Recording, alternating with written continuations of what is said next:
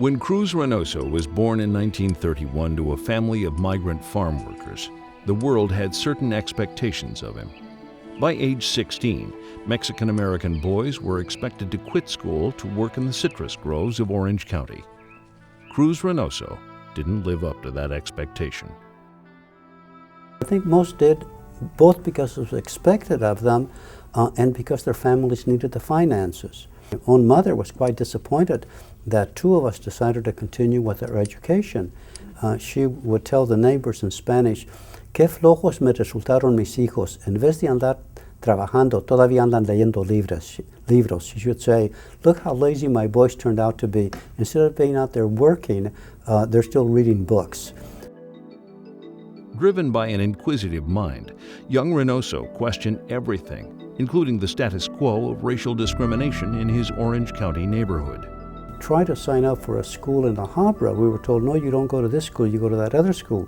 We went to the other school, which was Wilson School, and we asked, when we saw that everybody there was Mexican or Mexican-American, we asked, "Why are we being sent to this school?" And they said, "You're being sent to this school to learn English." Well, since my brothers and I already knew English, we were a little bit suspicious, and then found out later that in fact it was a segregated school. The injustice of that experience stayed with Reynoso and inspired him to focus on education as a stepping stone to a better life. As a youngster, I knew already, as I indicated, even when we were picking fruit in the Central Valley, and I was, then 9, 10, 11, 12, in through there. But I already knew that I wanted to go to college.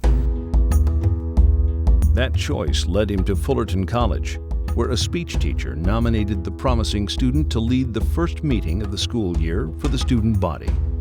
By the end of the meeting, he had been elected president of the freshman class. The following year, he was chosen to represent the entire student body.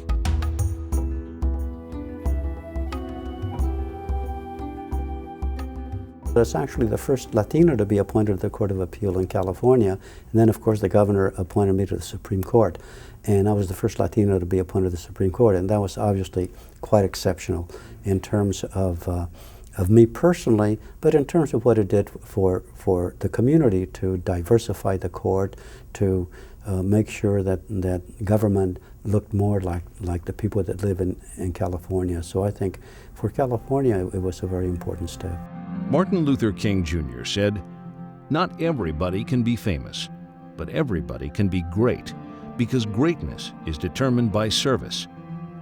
Judging by that standard, Cruz Reynoso believes the future is full of promise. There's a great deal of interest among young people of helping not just themselves, but helping society. That just as many thousands have come before our generation in terms of helping the country get a bit closer to its ideals. I think for the future, we'll have many folk fighting for those ideals, to have our society and our state get a bit closer to the ideals, which is one that benefits everybody.